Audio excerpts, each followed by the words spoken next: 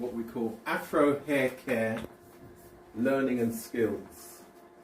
So we're going to talk about ourselves as individuals, we're going to talk about the industry, and then we're going to take Q&A, and then we want to understand about your aspirations. So what we're going to do, first of all, Derek is going to tell you his story and tell us how he got to where he's got to today. Right, guys, so good afternoon. I'm so happy to see you all here. This is a fantastic turnout. So this may be a bit premature in that I'm hoping that at the end of these sessions, we'll have potential hairdressers and hair carers. But we like to use the word well-being, the well-being of your hair. I think that's a new term now. So I'm Derek Clement. At 17 years of age, I started my apprenticeship in the West End of London. And it was in Mayfair, to be precise. Young man walked into the hairdressing salon, asked the owner to train me, and they trained me up until 5 years. I became a qualified hairdresser. And taught me and gave me a craft for the future. And it's lasted me for 35 years, up until today. And I'm hoping that perhaps you guys may probably adopt the same principle. Right?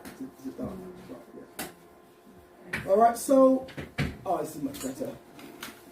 See everybody. So guys, I mean, we are in an era where, for the first time, I think, Afro hair is regarded as phenomenal.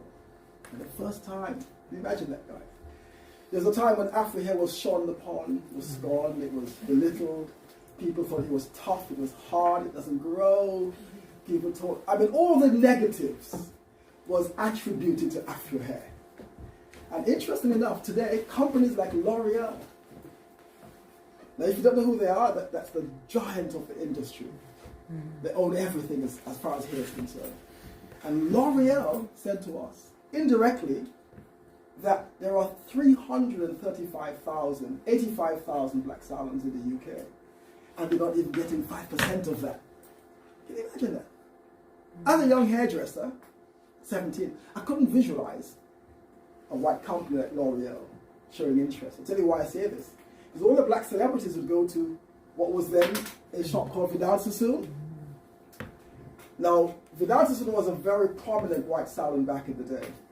So while he had his famous salon on Bond Street, we had famous black people. We go to him and he'd say to them, guys, there's a black salon up the road, go to them.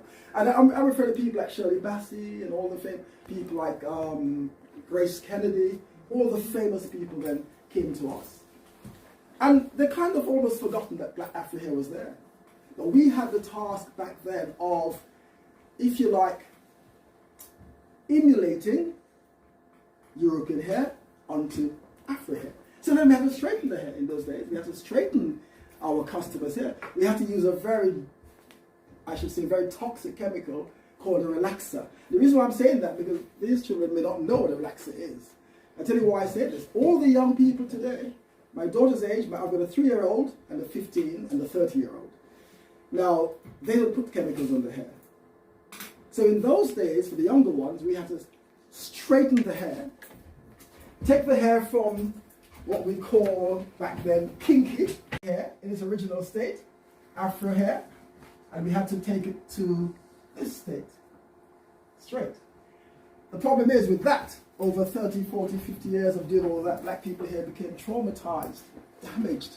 And the thing was, they couldn't, this constant desire to grow their hair, I think, was being impeded by this relaxer. But anyway, that's another story. So at 17, 18, 19, 20, it took me 5 years to become a hairdresser. Hard slogging, washing. We started a shampoo basin back in those days, and the backwash. And we washed the hair, then a year later we learned to straighten, a year later we learned to cut, a year later we learned to perm, and a year later we learned to do color. And at the same time I'll supplement my training with going to college. So I went to 2 colleges. I went to Hounslow Borough College in West London. I went to London School of Fashion in the West End. And that was necessary because I had to, of course, have what they call then the City and Guilds. Right? That was important to have the City and Guilds so that it qualifies you as a proper hairdresser. Afro hairdressing was phenomenal. We were creating an amazing industry back in the day. And the guy who taught me, his name is Winston Isaacs, he's now since passed, he was a phenomenal hairdresser. So he was what we call the father, in my opinion. It's not official, but I like to call him the father of Afro hair, because he laid the foundation.